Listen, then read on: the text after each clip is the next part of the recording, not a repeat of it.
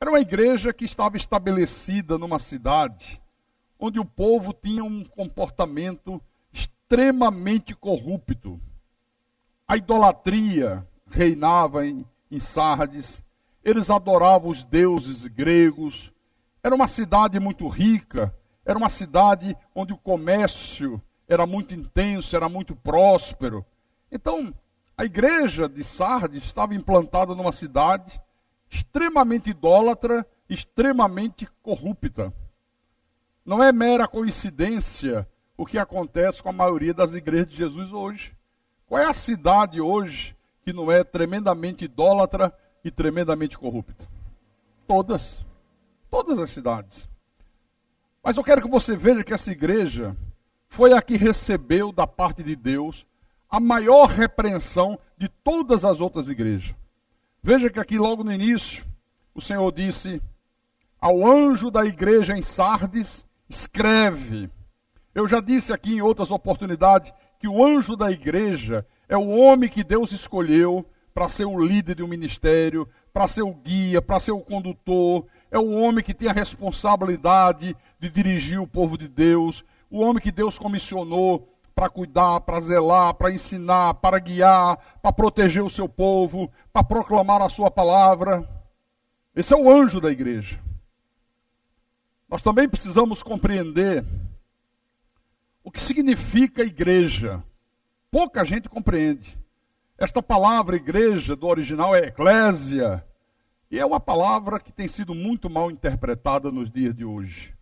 A igreja hoje, ela tem sido muito mal vista pela sociedade, ela é vista de uma forma muito pejorativa, porque a igreja não tem cumprido o papel para o qual Deus a constituiu. A igreja foi constituída por Deus com uma missão. E se a igreja não cumpre essa missão, ela não é respeitada, ela é execrada pela sociedade. Por exemplo, segura um pouco aqui Apocalipse e veio um pouco atrás em Efésios capítulo 3. Efésios capítulo 3, versículo 10. Todos acharam? Então veja o que diz aqui. Para que pela igreja a multiforme sabedoria de Deus se torne conhecida agora dos principados e potestades nos lugares celestiais. Está aqui a função da igreja. A igreja existe para isso aqui, ó. Para proclamar a multiforme sabedoria de Deus. O nosso ministério da Igreja Cristã Vida tem feito isso aqui. Por isso que você pode ter a certeza absoluta que você está realmente congregando numa igreja cristã. Você pode ter a certeza absoluta por isso aqui. A função da igreja é proclamar a multiforme sabedoria de Deus, a eleição, a predestinação, a segurança eterna da salvação, né? Os desígnios predestinados de Deus, e etc, etc, etc. Bom, volte lá em Apocalipse 3:1. Estas coisas diz aquele que tem os 7 Espíritos de Deus e as 7 estrelas. Interessante, né?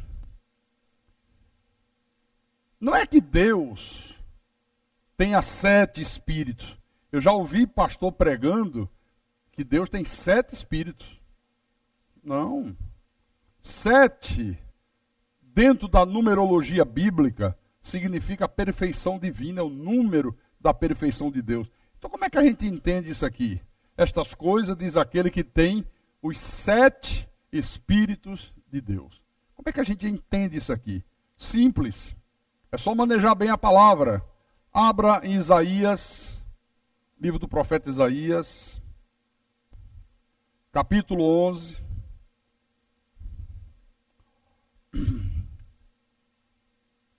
Versículo 1 e 2.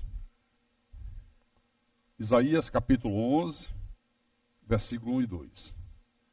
Pronto? Dá para acompanhar já todo mundo? Então vamos lá. Do tronco de Jessé sairá um rebento, e das suas raízes um renovo. Repousará sobre ele o Espírito do Senhor, o espírito de sabedoria e de entendimento, o espírito de conselho e de fortaleza, o espírito de conhecimento e de temor do Senhor. Olha só, ele está mostrando como é que o Espírito Santo se manifesta. Primeiro, Espírito do Senhor. Segundo, Espírito de sabedoria. Terceiro, de entendimento. Quarto, Espírito de conselho. Quinto, Espírito de fortaleza. Sexto, Espírito de conhecimento. Sétimo, Espírito de temor. Então, são os atributos do Espírito Santo. Quando a Bíblia Sagrada fala os 7 Espíritos de Deus, ela está se referindo aos 7 atributos, às 7 manifestações do Espírito de Deus sobre a igreja, sobre o povo dele. É isso que ele está dizendo aqui. Mas volte lá. Apocalipse 3. Mas ele disse também, e as 7 estrelas. Nós já vimos numa pregação que eu fiz na última quinzena aqui, que essas 7 estrelas são os anjos das 7 igrejas. Então, quando diz que Jesus tem os 7 Espíritos de Deus e as 7 estrelas, o que João está dizendo? O que Deus está querendo falar para a igreja? Ele está dizendo que Jesus tem o controle absoluto sobre o ministério que pastoreia a sua igreja, em toda a face da terra. A igreja não é um organismo que está entregue aí ao Deus dará, e cada um faz o que quer, e cada um toma a sua decisão. Não, Deus está no controle absoluto do ministério que pastoreia a sua igreja em toda a face da terra. Diga graças a Deus por isso. Paulo tinha tanta consciência disso, que na primeira epístola que ele escreve aos Coríntios, no capítulo 3,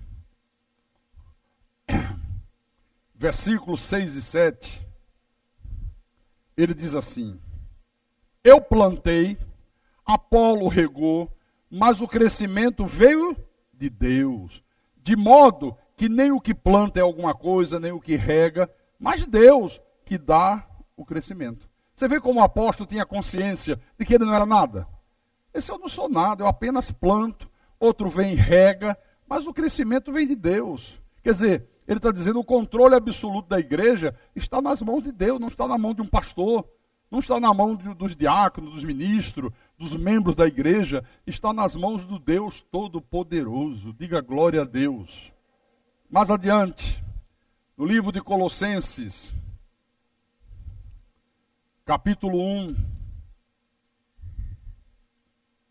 versículo 18, Paulo diz, falando de Jesus, ele diz assim: ele é a cabeça do corpo, da igreja.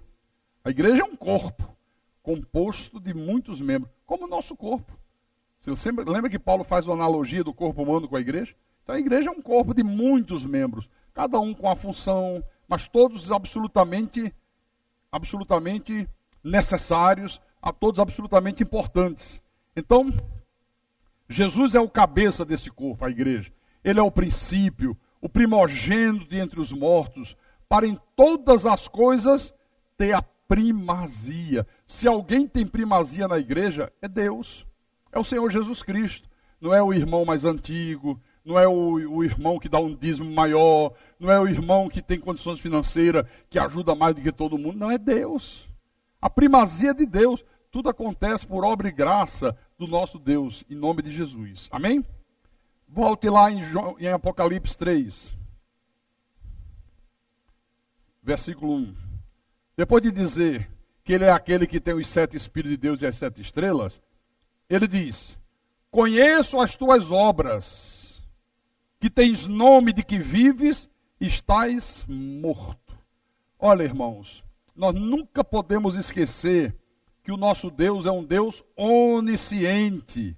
Deus tem o conhecimento total e perfeito de tudo que diz respeito à igreja, de tudo que diz respeito ao pastor, de tudo que diz respeito à nossa vida individualmente. Deus conhece até as nossas entranhas. E glória a Deus por isso. Diga glória a Deus. Olha, Deus conhece tudo a respeito do teu passado, Ele conhece tudo a respeito do teu hoje, Ele conhece tudo a respeito do teu amanhã, a respeito do teu futuro. Não é o Pai de Santo que conhece. Não são os profetas mentirosos que conhecem. Não são as cartomantes. É Deus que conhece. Ele conhece o teu ontem, o teu hoje, o teu amanhã e ponto final. Amém? Davi, quando escreveu, o salmista, quando escreveu no Salmo 139, abra aí. Salmo 139, versículo 1 em diante. Que coisa linda, que conhecimento de Deus, que consciência dessa onisciência de Deus Davi tinha, né? Ele disse: Senhor, tu me sondas e me conheces, sabes quando me assento e quando me levanto, de longe penetra os meus pensamentos. Olha só, eu não tenho como penetrar no teu pensamento. O teu marido não tem como penetrar no teu pensamento, a tua esposa não tem como penetrar no teu pensamento, o irmão que está aí do teu lado, ele não tem como saber o que você está pensando agora, mas Deus tem. De longe penetra os meus pensamentos. No versículo 3, esquadrinhas o meu andar e o meu deitar, e conheces todos os meus caminhos. Ainda a palavra não me chegou à língua, e tu, Senhor, já a conhece todas. Aleluia. Olha, isso é para gerar um temor muito grande, porque às vezes as pessoas têm uma ideia de que Deus é um Deus distante, que se ela pensar bobagem, Deus não lê o pensamento, se ela falar alguma coisa baixinho com o outro, Deus não toma conhecimento. Nada fica oculto a Deus. Deus conhece tudo. Tudo. Você pode estar num país lá na África, onde ninguém conhece você, você sozinho. E você aqui, eu estou numa boa, não tenho pastor por perto, não tem nenhum irmão para estar bisbilhotando minha vida, para estar olhando se eu estou fazendo alguma coisa errada. Aqui eu posso fazer que não tem problema nenhum. Tem? Deus está vendo. Nada fica em oculto aos olhos do Deus Todo-Poderoso. Diga glória a Deus. Apocalipse capítulo 3, versículo 1. Vamos voltar lá. Vamos ficar nesse vai e volta, nesse vai e volta, tá? Tens nome de que vives e estás morto. Isso aqui é muito importante. Porque a igreja de Sardes, irmãos, era uma igreja que tinha uma falsa reputação espiritual. Uma igreja que tinha muitas obras, muito ativismo, as pessoas faziam isso, as pessoas faziam aquilo. Uma igreja que tinha seminário, tinha palestra, tinha evangelismo. Uma igreja que fazia muitas conferências. Eles tinham tudo. Em termos de atividade, irmão Geraldo. Mas o problema é que essa igreja aqui se deixou envolver pelo sistema que dominava os habitantes de Sardes. Ou seja, na realidade, eles viviam apenas de aparência, uma espiritualidade, uma santidade de aparência. Eles não tinham força espiritual. Eles pareciam uma igreja que estava viva, mas no que diz respeito às coisas de Deus, estava completamente morta. E aí, você vê que é possível uma pessoa viver de aparência espiritual, mas o seu interior está completamente morto. É possível uma pessoa conhecer toda a doutrina da graça de Deus, é possível uma pessoa ter feito seminário, é possível uma pessoa dizer: eu congrego na igreja há 20 mil anos, eu conheço tudo da Bíblia, eu conheço tudo da graça, eu creio na predestinação. É possível. E ao mesmo tempo, espiritualmente, ela está uma pessoa morta. Aparentemente, parece que está tudo bem, mas interiormente está morto. Por isso que às vezes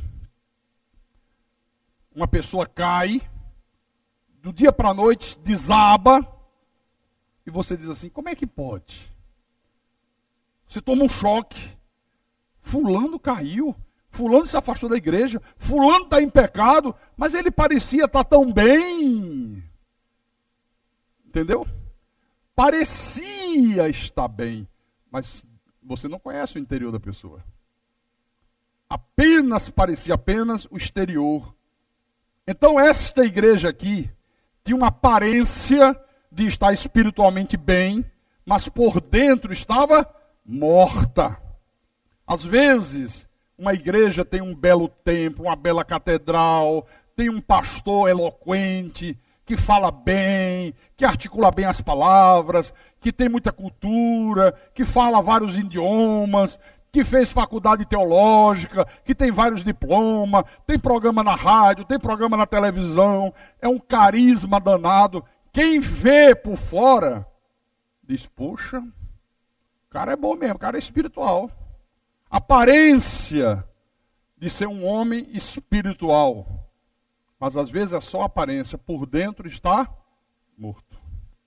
Por isso que Jesus disse, tem nomes de que vives, estás morto.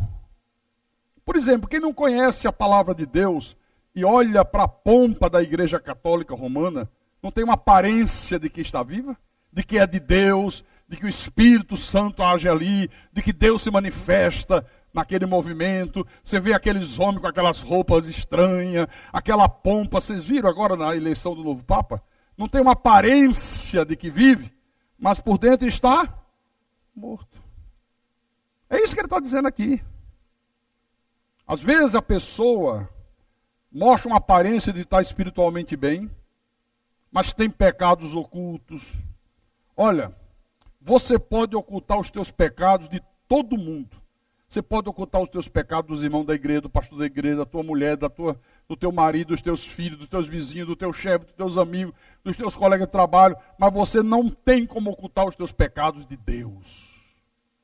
É impossível. Isso aqui é verdadeiramente trágico, porque quando a pessoa pensa que pode ocultar os pecados de Deus, ela procura apresentar aos outros uma aparência de que está bem. Mas ela vai aos poucos morrendo lentamente por dentro.